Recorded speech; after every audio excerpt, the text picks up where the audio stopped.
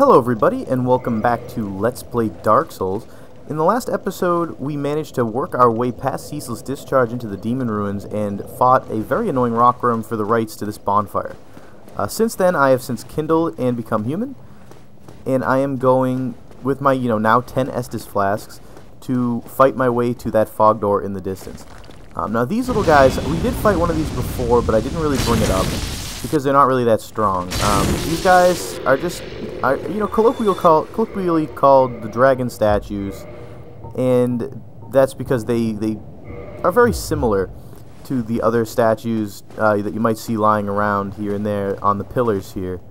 They look exactly like them, except that these ones move and breathe fire at you. But that's pretty much all you have to worry about. They can't actually hit you in any other way but their little fireballs. Or, not their fireballs, they fire breath. So all you have to worry about is taking them out when they're not breathing fire in your general direction. And even if you get hit by it, it doesn't really hurt that much. As you might see, I'm not sure if I get hit by fire at some point in this run. Now anyway, after you clear out all of these dragon statues, you're going to run down here and you're going to immediately get attacked by a Taurus demon. And if you didn't remember this guy, this is the second boss of the game after the Asylum Demon in the Undead Asylum when you first go through it. He is a lot less difficult now, as you might imagine. With my ninja flips from the Dark Wood Grain Ring, I can kind of avoid most of his attacks without too much difficulty. Plus, if you get in close, you also can avoid most of his attacks. And my Zweihander with lightning does like 300 damage from a one-handed strike with like 500 otherwise, and the guy only has like 1,000 HP. So, you take him out pretty darn quick that way. Now, I usually run by that rockworm, and as you can see, with my Ring Wraith outfit that I've got on right now, the fire damage is not really that substantial. And so, anyway, we're just going to take out one more guy and get the soul item he's guarding. So it's one more Capper Demon, and it's literally funny because all the monsters we're fighting right now, other than the dragon statues, are more or less as difficult as the bosses we fought earlier in the game. I guess, it's a little less difficult to fight a Capper Demon in an open area, but, it still is a Capper Demon. It's not like a weakened version or anything like that. So it's just interesting to see yourself progress in the game this far, that one of these guys really is no problem. When the first time you fought the Capper Demon, it might have been, might have seemed almost impossible to win. So after we Estus up, we will run forward into the actual boss encounter of the Demon Ruins, the second one, which is right through this fog wall. And if you look to the right here, we're actually going to head up that way at some point, because that's where we're going to have to go in order to leave an area that we were going to end up going to in order to get a special item, in order to get into the catacombs. But for now, we will just head in and fight the Demon Firesage. Now, you might notice that this guy looks awfully familiar, and that's true. This guy is just a flaming version of the Stray Demon, and, the Asylum Demon, I suppose, to some degree. Now, these guys have very similar movesets. I actually think the Demon Firesage, if he was in an open area, would be a little more, difficult, a little more simple than the Stray Demon, despite the fact that you get to fight him later in the game. And this is why. Basically, you have a lot of moves at this point, like the rolling attack, and having Lightning Zweihander and stuff like that you're going to be able to take down this guy's health fairly quickly. Unlike the Stray Demon, where I was fighting him with just, the Drake Sword, which I was doing almost no damage to him. Secondly, this guy has this little fire burst that he shoots out in front of him, whereas the Stray Demon just kind of has like this energy pulse. The energy pulse has literally nothing that can block it. If you are in front of him, you will get knocked down and hit very hard.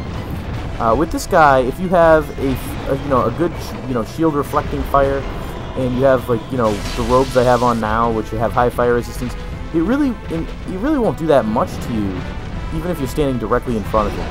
Plus, the range for those attacks is much higher on the Stray Demon. This guy, he doesn't even go the entire room. He probably just goes half the room, I would say, and that's just about it. And you're going to notice that I'm going to get killed by him anyway, despite the fact that I'm saying he is easier than the Stray Demon. that is fairly true. It was just a bad mistake on my part. I decided to attack him before the fire attack that he was doing was over. I got hit by it and left myself defenseless.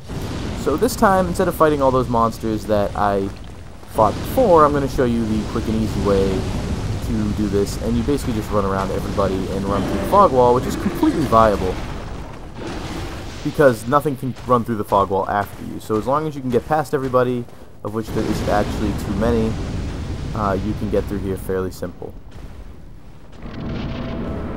Alright, so back to the Demon Firesage. As I was saying, his fire attack doesn't actually extend the entire distance of the arena, whereas the Asylum Demon does. If you are anywhere in that giant arena, which is a much bigger room than this currently is, you'll get hit by it. And plus, this guy his attacks tend to not hit you when you're to the side of him, unlike with the Stray Demon, where anything even remotely in front of him or to the side of him will get hit. You have to be directly behind him to avoid it.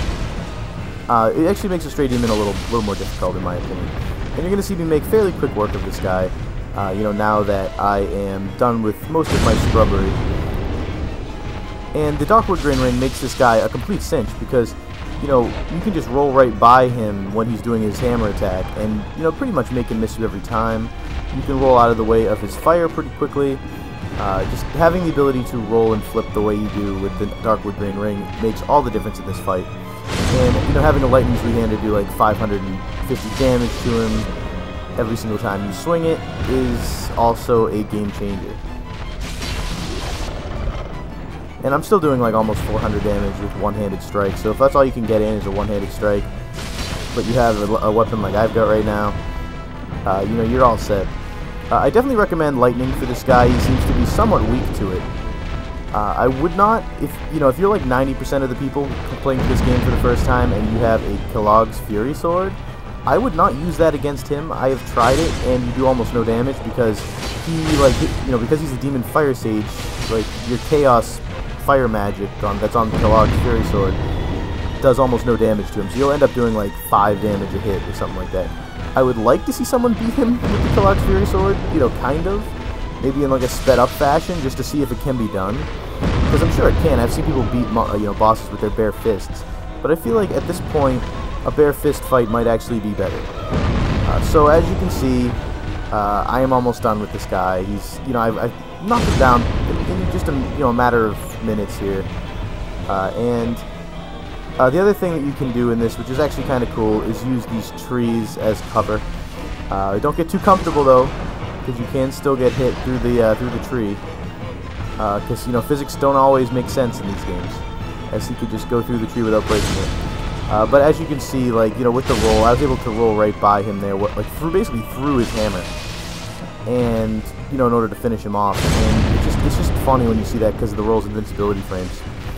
So he only has like the smallest amount of HP left, so I am going to just get this hidden right here, and that's going to be it for the Demon Firesage. Nice to know you, buddy, but I gotta kill you to get on, so sorry about that. Actually, that's not entirely true. And by the way, I amend what I said about the ceaseless discharge last time. You actually do not need to fight him in order to get to Lost Izalith. Instead, you can actually pay 10 humanity to CoolKvothe's sister, the Chaos Witch, which is just sitting by the fire. And she's the one who you get into the Chaos Covenant with. You can give her, I believe it's 10 humanity to move up in the cult. And when you're further up in the Covenant, you can open the shortcut that I'm going to show you how to open from the other end right here, and it'll take you to this point. So you can actually skip the Ceaseless Discharge and the Demon Firesage in order to get here.